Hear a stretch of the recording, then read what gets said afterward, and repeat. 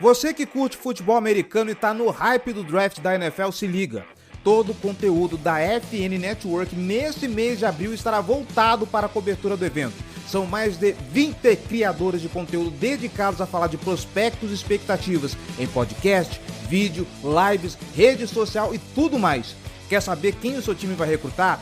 Quer saber se o rival vai pegar aquele seu jogador favorito? Então nos acompanhe e não perca nada. Acesse somosfnn.com.br e encontre todos os perfis de NFL. Vambora!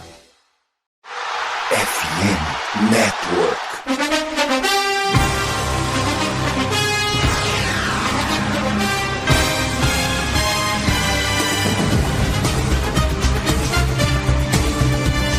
Estamos começando mais um preview da Casa do Corvo, senhoras e senhores, pois acabou o descanso, acabou o refresco, é hora de voltar pro batente, vamos nessa que tem mais jogo esse final de semana. Eu sou o Cleverton Liares e estou aqui com o João Gabriel Gelli. Boa noite, João. Boa noite, Cleverton.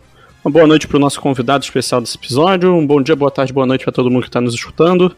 É um prazer estar aqui de volta, né? Eu não participei das últimas gravações por questões de agenda, mas sempre bom poder voltar a falar um pouquinho sobre futebol americano e especialmente sobre o Ravens, né? Então vamos agora para essa parte final da temporada, começando agora com essa partida pós-bye. Vamos ver o que dá para esperar aí um pouco sobre essa partida contra o Carolina Panthers. Pois é, e para falar sobre o Carolina Panthers, senhoras e senhores, the pick is in! Diretamente do Panthers Brasil e do On The Clock, estamos com ele, Felipe Vieira. Felipe, seja muito bem-vindo à Casa do Corvo, acho que é a sua segunda vez aqui, se eu não me engano, né? Você já esteve aqui para falar de draft em anos anteriores, então seja muito bem-vindo, sinta-se à vontade, a casa é sua, não repara na bagunça, o microfone é seu. Muito obrigado, meu querido. Bom dia, boa tarde, boa noite para todos os ouvintes. Eu gostei da sua imitação aí de The Pickzinho. Me sinto honrado em ter um bordão aí que as pessoas saibam e lembram de onde que é. Muito obrigado pelo convite. E é isso aí, senhoras e senhores, bola pra frente, porque a gente vai falar de Baltimore Ravens e Carolina Panthers a partir de agora.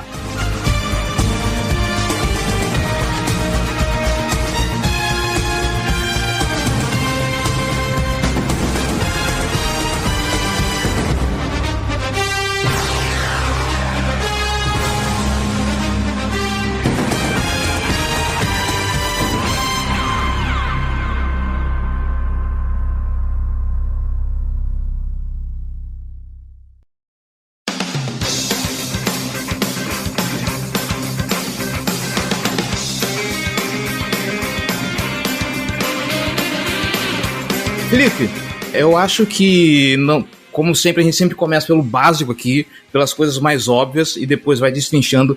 Então tem dois pontos aqui que a gente precisa analisar, que é, primeiro, o Carolina Panthers, se eu não me engano, se as notícias não me mentiram, vem a campo mais uma vez com o Baker Mayfield. Se esperava que o Baker Mayfield pudesse dar alguma melhorada nesse ataque do Carolina Panthers depois de tentativas com o Sam Darnold e tudo mais.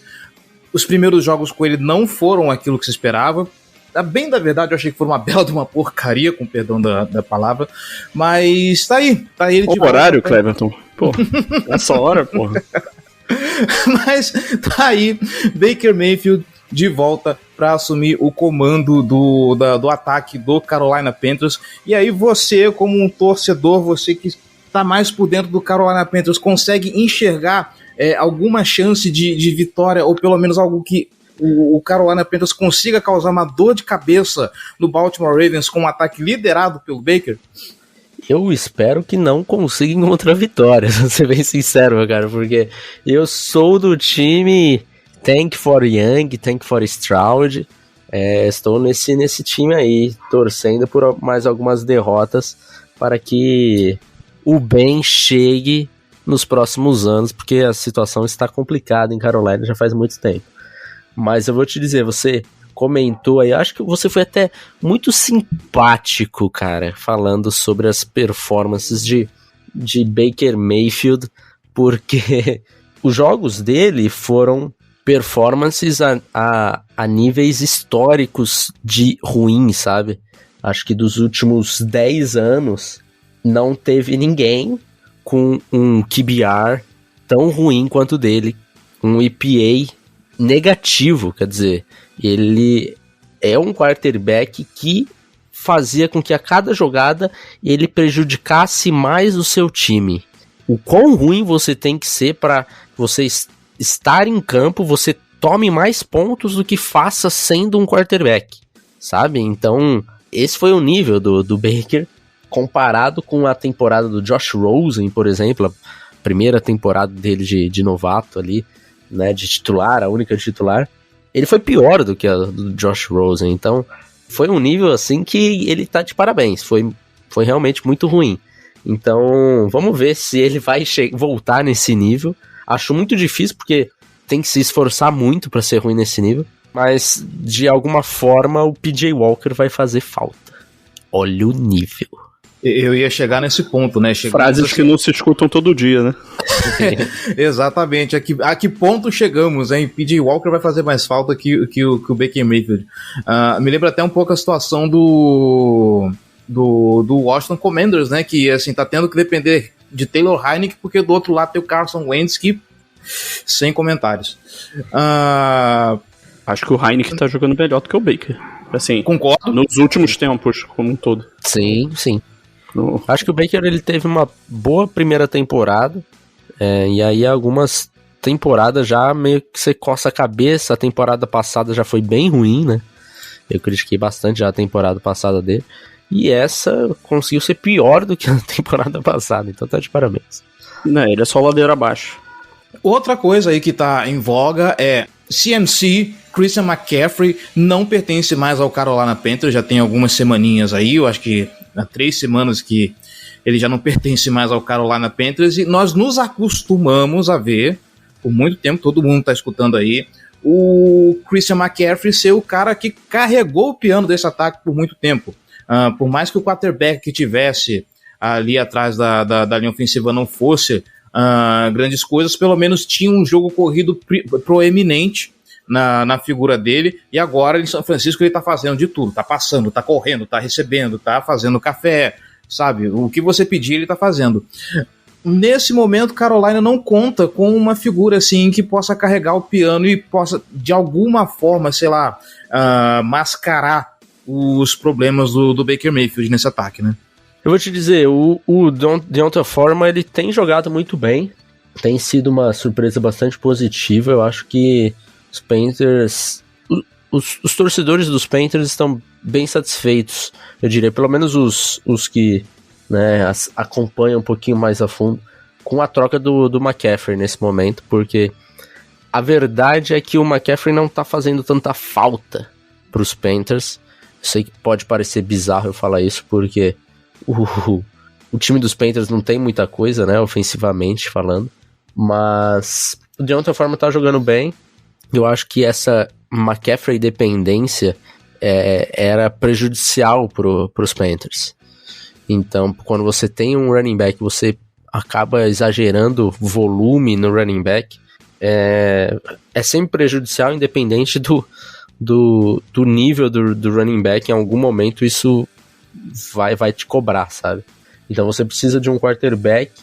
Lógico, a gente não tem esse quarterback, mas a falta do McCaffrey, eu acho que pelo menos pra mim não tem sido tão sentida. Inclusive, os últimos 3 jogos aí foram 3 excelentes jogos no jogo terrestre dos Panthers. Então acho que tá bem pago aí com o D'Onta Foreman, que é muito mais barato que o Christian McCaffrey. Pô, sem comparação, né? E aí eu queria até, seguindo nessa toada aí do ataque terrestre, porque eu acho que é o que o Panthers tem para oferecer em termos ofensivos na partida. O ataque aéreo, ele tem uma ótima peça no DJ Moore, que inclusive é natural de Maryland, então vai jogar em casa. Mas, assim, com o Baker Mayfield jogando tão mal, a chance desse ataque aéreo fluir é baixa, né? Acho que isso é ponto pacífico aqui entre nós. por mais que possa conseguir algumas jogadas, não deve ser o pão com manteiga desse ataque para a partida. E aí nisso a gente foca no ataque terrestre, né? Como você já falou, o D'Onta Foreman está jogando muito bem, até tem algumas outras peças para aliviar a carga para ele, que são o Chuba Hubbard e o Blackshear também, né? Vez ou outra os dois estão conseguindo algumas boas jogadas. Acho que o primeiro jogo pós-troca o Panthers correu para quase 300 jardas no total, né? E aí eu queria saber da sua visão, Felipe, qual é o papel da linha ofensiva nessa equação, né? Porque é uma linha ofensiva com muito talento jovem, muita gente que chegou recentemente, né? O Ikem Ekwonu, escolha de primeira rodada, que começou tendo alguma trepidação, mas se estabilizou muito bem, está jogando muito bem atualmente. Tem o Age Ravens, né? O Bradley Bozeman como center, o Taylor Moton, que é um jogador que eu gosto muito como right tackle. E tem jogadores, tanto o Austin Corbett, que é um dos guardas, e o Brady Christensen, que é o outro guarda, são caras que não estão no time há muito tempo, né? Então eu queria saber um pouquinho da sua visão sobre essa linha ofensiva como um todo, principalmente nos bloqueios para as corridas, mas também um pouquinho na questão da proteção para o passe, o quanto que ela preocupa ou não preocupa. Vou te dizer, eu acho que o torcedor dos Panthers ele não está acostumado com essa linha ofensiva, porque é uma boa linha ofensiva.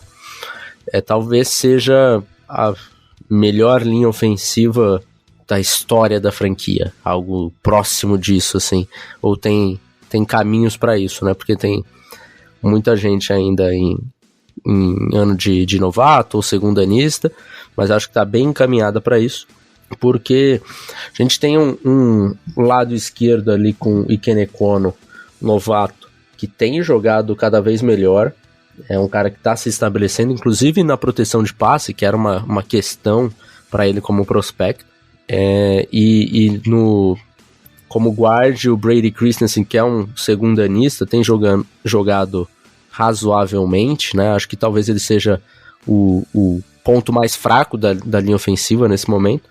O Bradley Bozeman assumiu há pouco tempo a titularidade, mas ele assumiu porque eu acho que tinha uma pecinha que gerenciava o time que não era tão inteligente assim, que chamava Matt Rhule, e assim que ele foi demitido, o Bozeman assumiu, e tem jogado muito bem. O Austin Corbett, o right guard, é um bom para ótimo guard, e o Taylor Moton para mim é top 5 right tackle na liga.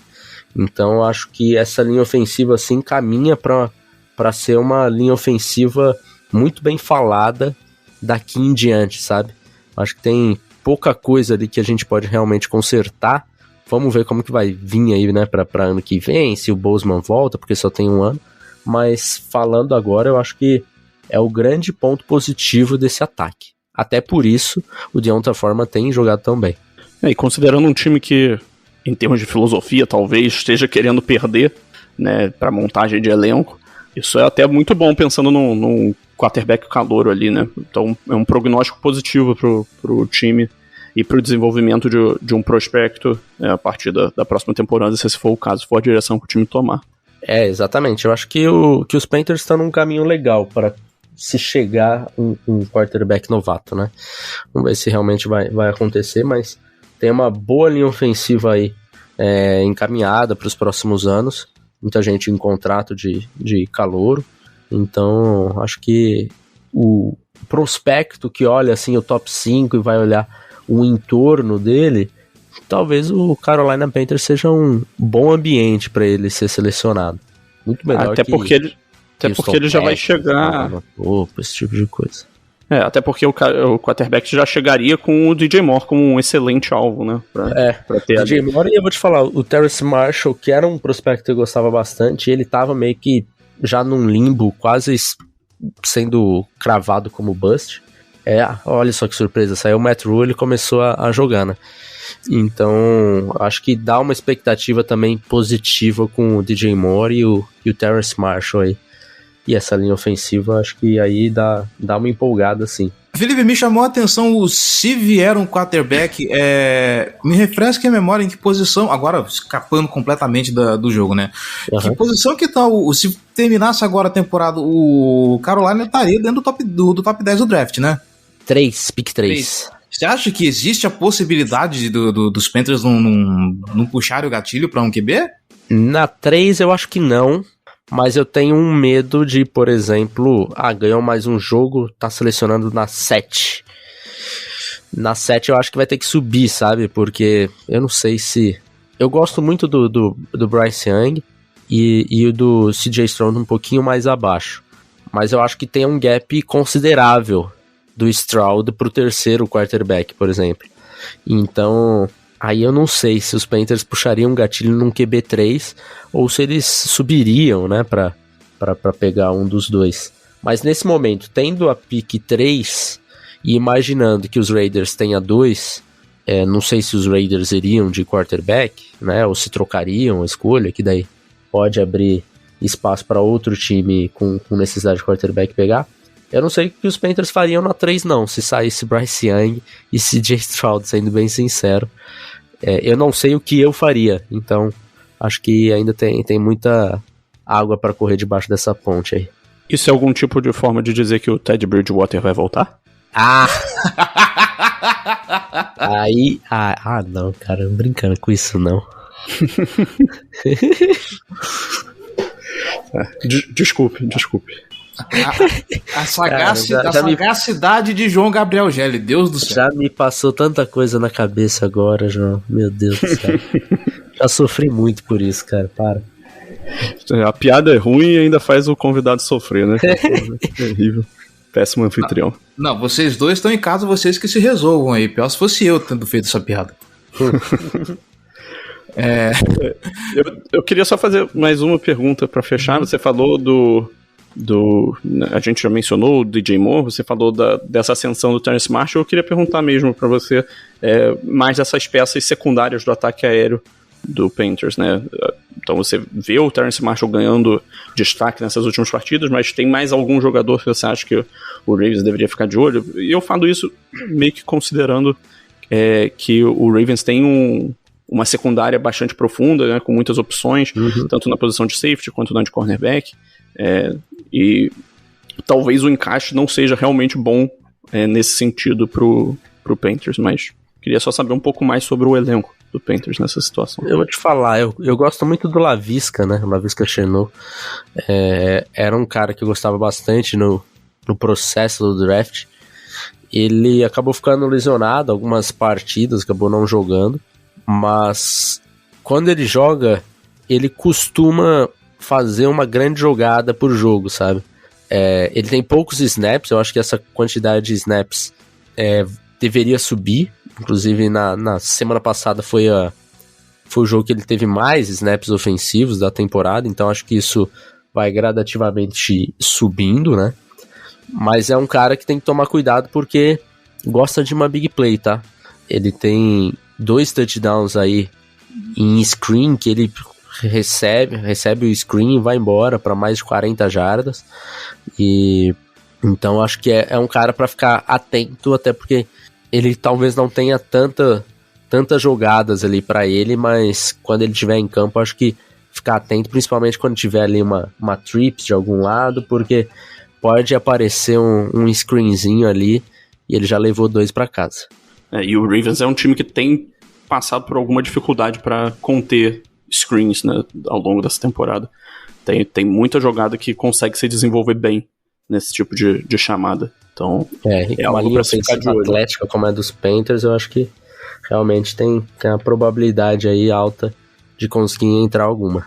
Então, vamos virar agora a página e passar pro lado defensivo desse jogo. Vamos lá, Felipe, eu tô olhando aqui, eu sempre gosto de analisar assim a capacidade do adversário de parar o jogo corrido do Baltimore Ravens, porque afinal de contas é onde o Baltimore Ravens se cria, né? Principalmente agora que o Greg Roman parou de inventar a roda e agora tá correndo com mais qualidade. Gelli, me atualiza, o J.K. Dobbs e Gus Edwards têm expectativa para voltar para esse jogo? O Dobbs não, ele continua na injury reserve e deve voltar mais para dezembro mesmo. O Gus Edwards, o Harbaugh falou que tinha boas chances de jogar nessa partida. Os desfalques de curto prazo do Ravens devem jogar, né? O Mark Andrews, o Gus Edwards, o David Ojabo, né, que já está ativo, mas no elenco ativo, mas não foi estava inativo no último jogo. Tem mais um que me fugiu agora da cabeça. O Jason Pierre-Paul e o Deshaun Jackson. Esse grupo aí, todos estavam com algumas lesões menores, todos eles devem jogar. A folga fez bem, né, nesse sentido. Que bom. E aí eu fui observar, o Carolina Panthers, se eu não me engano, é o 25º em jardas terrestres cedidas por jogo. Acha que dá para sair alguma coisa diferente aí para esse jogo, ou Felipe? Você acha que ainda tem algum conserto e que dê pro Carolina Panthers surpreender? Sinceramente, acho um pouco difícil, porque os Panthers, eles têm boas peças, só que soltas, assim. O Brian Burns, o Derrick Brown tem jogado muito bem nessa temporada. Eu acho que na linha defensiva meio que acaba aí.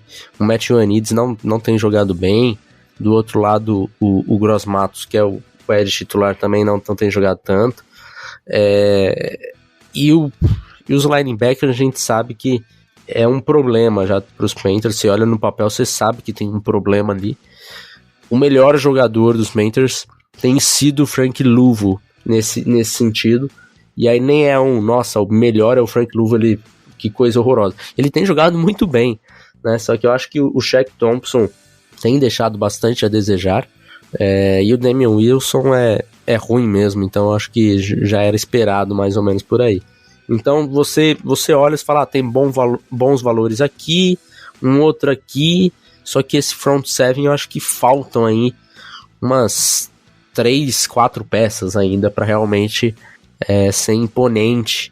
De fato, eu acho que pelo menos 2 ali para ser um bom front seven. Então eu acho que não deve mudar muito, não tem estudo que faça o jogador ruim se tornar bom de um dia para o outro. Só um parênteses aqui, tá? Você falou sobre o Ioannidis? Falei. Perdi. Tá, ele não tá jogando bem? Não tá. Tem sido uma decepção. Achei que ele é um jogador que eu gosto bastante. Não tem jogado tão bem, não. Inclusive, tem perdido snaps para outros defensive tackles menos falados. Decepção total, Ioannidis, pra ser bem sincero. Sincero.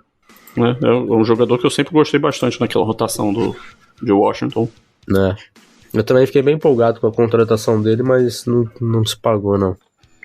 Enfim. Quando a gente fala da defesa do Panthers, eu acho que o grande destaque a ser mencionado é o Brian Burns. O jogador foi escolha de primeira rodada, um pass rusher de alto nível, que inclusive tem a história, né, de que o Panthers recebeu uma oferta de 2 escolhas de primeira rodada, mais uma segunda para trocar ele pro Rams. Pois é. E o Panthers não aceitou porque... não sei porquê, mas obviamente passa pelo fato de que o Burns é um grande jogador, né? Assim, ele tá entre os melhores pass rushers em ascensão da NFL, e certamente o Ravens tem que se planejar para conter o impacto dele. Né? Aí, me preparando aqui pro podcast, eu tava até vendo as posições em que ele mais se alinha, e eu vi que ele tem uma distribuição boa entre snaps no lado esquerdo, snaps no lado direito, mas preferencialmente alinhando no lado direito da defesa, então, consequentemente, contra o left tackle. Né? Então, nessa situação do confronto contra o Ravens, ele aliaria majoritariamente contra o Ronnie Stanley. Eu queria saber de você como que é de fato essa rotação, se depende totalmente do confronto, se ele muda muito de lado conforme o jogo passa, e também qual é a expectativa do impacto dele nesse duelo contra o Ronnie Stanley, que eu acho que é um dos mais interessantes desses confrontos individuais do jogo, e também qual é o potencial dele de ganhar bastante contra, por exemplo, o Morgan Moses, que seria o right tackle, né? Então ele aliando do lado direito, do lado esquerdo. Eu vou te falar, o Brian Burns, ele é realmente, eu acho que o principal nome da defesa hoje. Acho que ele e o J.C. Horn, tá? Mas acho que o J.C. Horn aí, acho que não tem um... Talvez a gente tenha um outro confronto bem interessante, que é o J.C. Horn, talvez, contra o Mark Andrews. Vamos ver se realmente vai acontecer isso. O Horn foi muito colocado contra o Kyle Pitts no jogo contra os Falcons, então talvez isso possa se repetir. Mas o Burns, eu acho que é um cara que ele é um edge completo, vai bem no jogo terrestre, acho que melhorou um pouquinho no jogo terrestre essa temporada. No pass rush é espetacular, como acho que quase todo mundo sabe. E essa troca de posição, né, de lado, eu não sei se é uma questão mesmo de só trocar. Eu não achei ainda uma certeza do que momento contra esse tipo de tackle ele joga mais aqui, contra aquele ele vai pro outro lado. Acho que é mais uma questão de o tackle se acostumou aqui, agora eu jogo do outro lado, faz esse cara se acostumar comigo, e aí quando eu voltar pra lá eu troco alguma coisa. Eu acho isso sempre importante pra defesa, pra manter o offensive lineman, pra tentar adivinhar, né, o que ele tá fazendo. Então essa pergunta eu não consigo te responder. Eu acho que de fato passa mais por isso mesmo.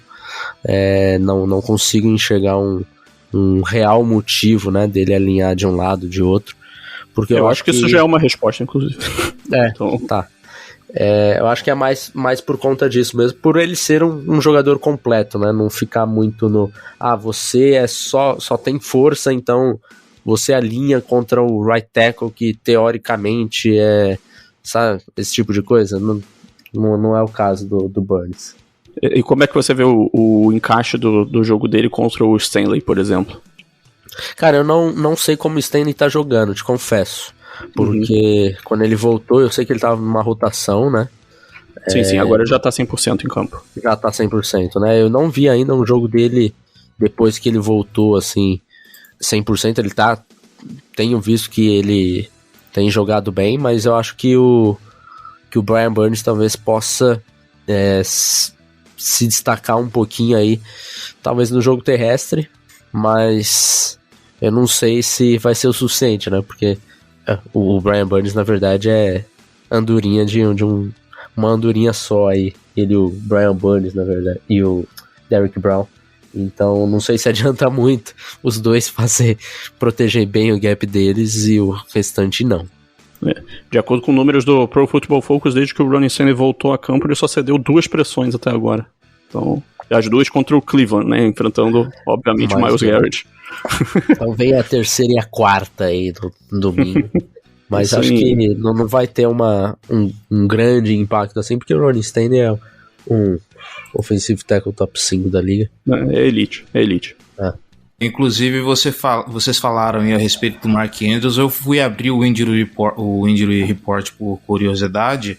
Mark Andrews mais uma vez treinou limitado. Ele que tá no report, ele tá com uma lesão no ombro e no joelho. Meu Deus do céu. Quase uma música. Quase a música. Cabeça, ombro e joelho de perna. Então, assim, começa... Espero que ele não tenha uma concussão, né? Eu só deixando bem claro. Também. Só falta. Mas eu tava falando que eu temia o fato de talvez ele não entrar pro jogo contra o Carolina Panthers. Provavelmente ele vai estar como questionável até lá. E aí eu não sei se isso pode ser uma boa notícia ou não, visto que nesse momento o Isaiah Likely é um cara aí que tá despontando como tight end recebedor no elenco do Baltimore Ravens, Felipe. Eu vou te falar, eu gosto do Isaiah Likely, acho que inclusive o João e eu tivemos alguns debates em relação ao Likely, né? No processo do draft, mas a diferença do Likely hoje pro Mark Andrews é absurda. Então, o que me deixa confortável é que o J.C. Horn, confortável, né? Como se eu estivesse realmente se importando com a vitória desse jogo, não é o caso. Mas o J.C. Horn, ele é um ótimo cornerback, é um cornerback muito físico, tem altura, tem peso, então acho que é um cara que se vier o Mark Andrews ali, acho que vai ser um desafio interessante. Eu queria vê-lo contra o Mark Andrews, porque eu acho que vai ajudar no desenvolvimento dele aí para as próximas temporadas. Então, acho que o J.C. Horn vai depender muito. Se vier o Mark Andrews, talvez o J.C. Horn seja o responsável maior ali, por ele, a marcação homem a homem. E se vier o Likely, eu acho que muda o game plan dos Panthers. Acho que aí não precisa gastar o J.C. Horn, sabe? Acho que a gente tem profundidade suficiente ali pra ser suficiente pra pegar o Likely. Mas vamos ver. Eu achei engraçado quando você falou que o Jaycee Horn ficou responsável por marcar o Kyle Pitts no jogo contra o Falcons. Ou seja, ele ficou responsável por fazer nada durante o jogo, né? Do que adianta marcar o Kyle Pitts e ninguém passa pra ele, né? Só se ele... pode jogar sem cornerback contra os Falcons também. Porra. É foda. Mas o então... Drake London também vai ter 30 jardas no jogo. Tadinho. Coitados. Inclusive, né, outro parênteses, mas eu estava escrevendo o texto acho que foi da semana passada lá do Pro On The Clock, né, review dos calores da semana. Aí, eu fui olhar as estatísticas do Drake London da temporada, né, porque eu lembrava que, ele tinha começado muito bem e ele tava sumindo. Aí, eu fui ver, ele não tava passando mais de 50, não passa das 50 jardas, eu acho, 6 semanas, um negócio assim. E ainda assim, target share dele é, sei lá, 28%, sabe? O negócio sim, é bom. Pois é. Mas, com 5 targets por jogo, realmente fica difícil.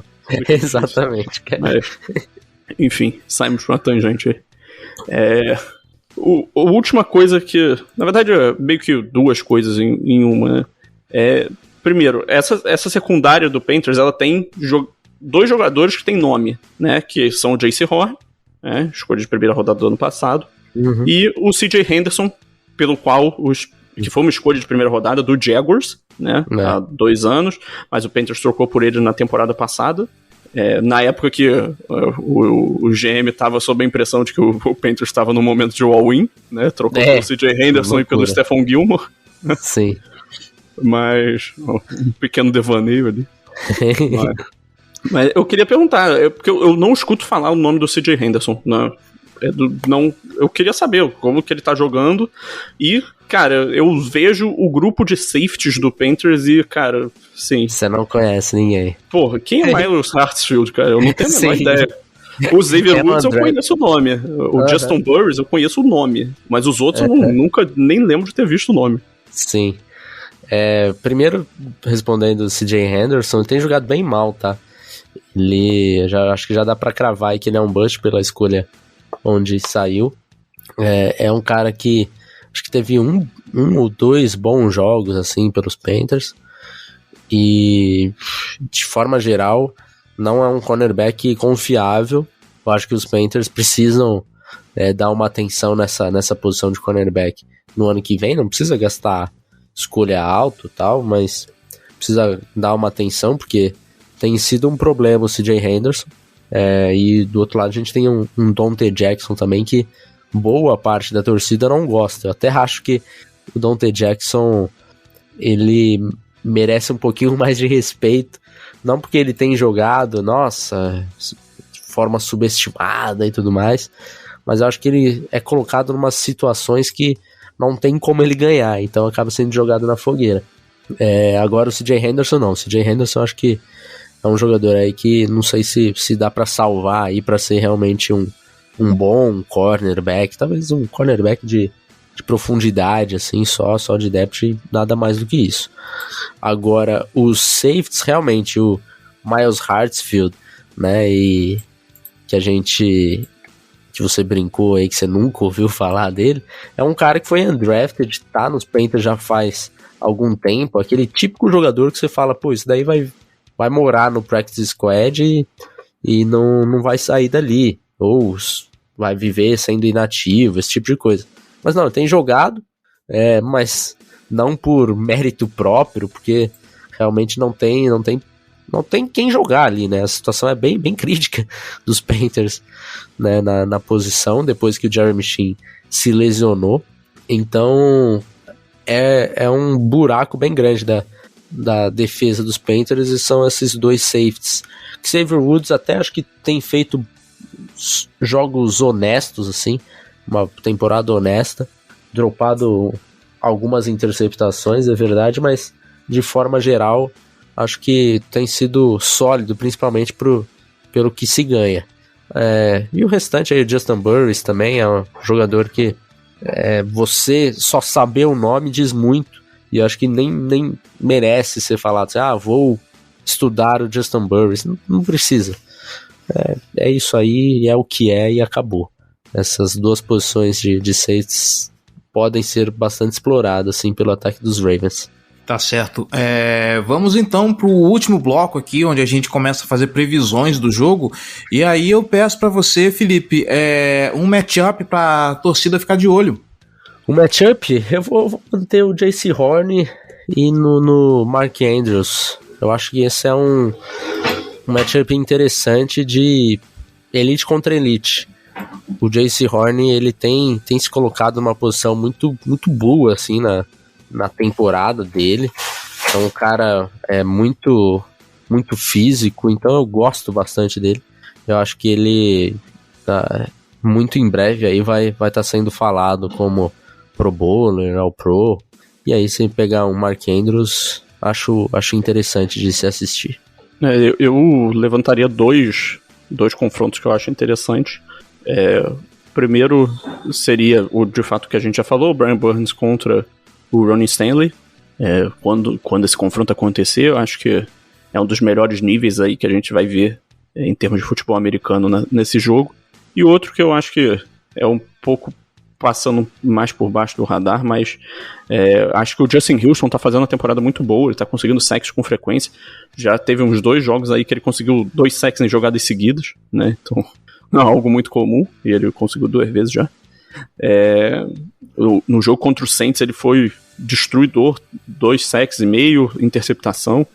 Ele é um cara também que flutua bastante entre os dois lados, então vai ser legal acompanhar ele contra um teste mais firme, mais robusto contra o Ikem Ekwonu e contra o Taylor Moton. Acho que são alguns dos matchups que eu tenho para destacar. Tá certo. E para encerrar, Felipe, eu sei que você não tá com muita expectativa para esse jogo, como você mesmo falou, mas diz aí, cara, o seu palpite de placar e uma bold prediction para essa partida. Vamos lá, então. A minha bold é que o Laviska Shenault vai ter um touchdown de mais de 45 jardas e vai ser o único touchdown dos Panthers. E o placar, eu vou de 31-13 pros Ravens. 31-13, pronto. Okay. Eu tava pensando em um placar muito parecido, né? Eu pensei em um 34-13. Olha aí. Eu quis dar uns field goals pra defesa do Panthers. Vamos lá. O Ravens vai ter 2 jogadores com mais de 100 jardas terrestres e um deles não vai ser o Lamar. Essa é a minha bold.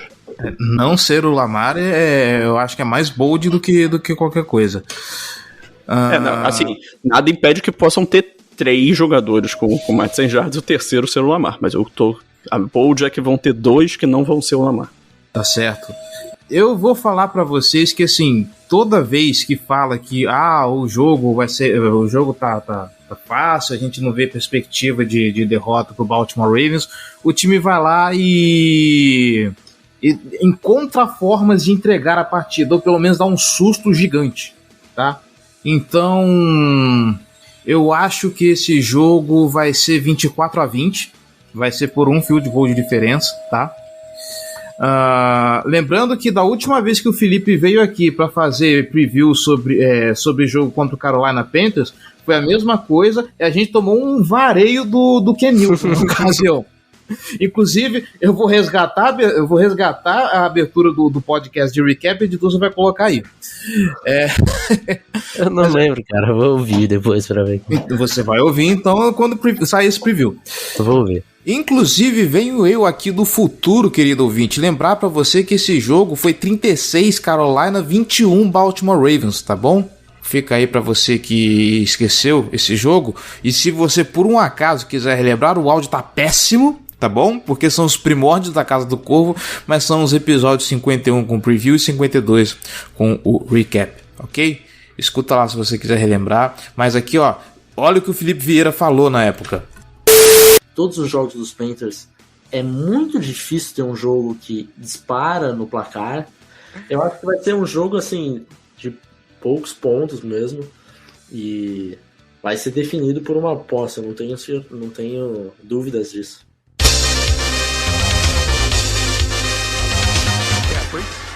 Find some running room. 10, 5, touchdown.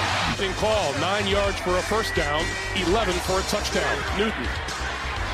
End zone. Touchdown. Greg Olsen. The pass. Bobbled, bouncing around in the end zone, and it ends up a touchdown for McCaffrey. 37 straight field goals made at home. Make it 38. Newton with a keeper. To the 10, to the 5, to the end zone.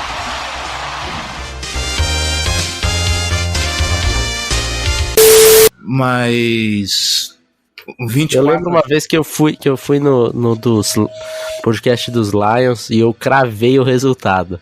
Isso eu lembro com uma memória muito vívida. Assim, eu falei, caraca, eu cravei o resultado, que loucura. Se eu tivesse apostado isso, eu estava milionário no momento. Eu espero que você crave o resultado desse jogo de domingo agora. Ficarei muito feliz. Mas, putz, cara, uma bold. Eu acho que o Justin Houston vai continuar a sequência de sacks dele. Vai fazer 3 nesse jogo, vai. Vou dar 3 sacks pra ele nesse jogo. Já fez 2,5, vamos deixar ele fazer 3. Pô, uma bold legal é sobre o Ojabo. Botar alguma coisa aí sobre ele. Vai ter um sack. Provavelmente vai ser... Provavelmente vai ser a estreia dele. Não, pô, mas eu não sei nem se ele vai jogar ainda. Não sei nem quanto. Se jogar, não sei quantos snaps ele vai ter. O Ravens está com uma rotação legal de pass rushers nesse momento. Foi um grupo que foi mal planejado em termos do começo da temporada, mas muito bem planejado pensando na metade final. É um grupo que tem profundidade, tem qualidade, valências diferentes, tem experiência em diferentes funções, né? Por exemplo, o Bowser cobrindo na cobertura, e aí o Owe ganhou alguma experiência fazendo essa função. Então, assim, é um grupo que traz algum otimismo. É o melhor grupo que o Ravens tem em algum tempo.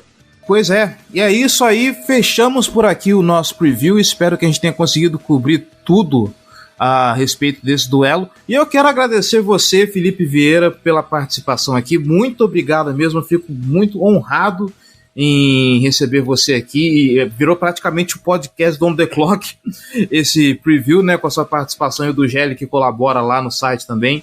Então aí eu deixo o microfone aberto para você fazer o seu jabá, meu querido. Fica à vontade. Muito obrigado pelo convite, meu caro. Podcast sempre semanal lá no On The Clock, dois podcasts por semana, inclusive. Um para assinantes, um aberto. Então visitem lá ontheclock.com.br. E daqui a pouco, aí, quando acabar a temporada e todo mundo estiver pensando em draft, pensem em On The Clock e vão lá, porque a gente, mais uma vez, fará o guia de 2023 do draft. Então, deem aquela moralzinha pra gente. Obrigado pelo convite, até mais. Tchau! Inclusive, a Casa do Curvo é cliente cativo desse guia do On The Clock, tá? Faz tempo, né, que cai o Pix aqui. Muito tempo. E João Gabriel Gélio, também muito obrigado aqui pelos comentários, pela participação, por mais uma vez estar aqui para falar de Baltimore Ravens com a gente. Sempre prazer, sempre prazer. E você, querido ouvinte que está escutando, também muito obrigado aí pela audiência, muito obrigado pela paciência. Nos vemos semana que vem para falar sobre esse jogo, para fazer o recap de Baltimore Ravens e Carolina Panthers. É isso, um abraço e até mais.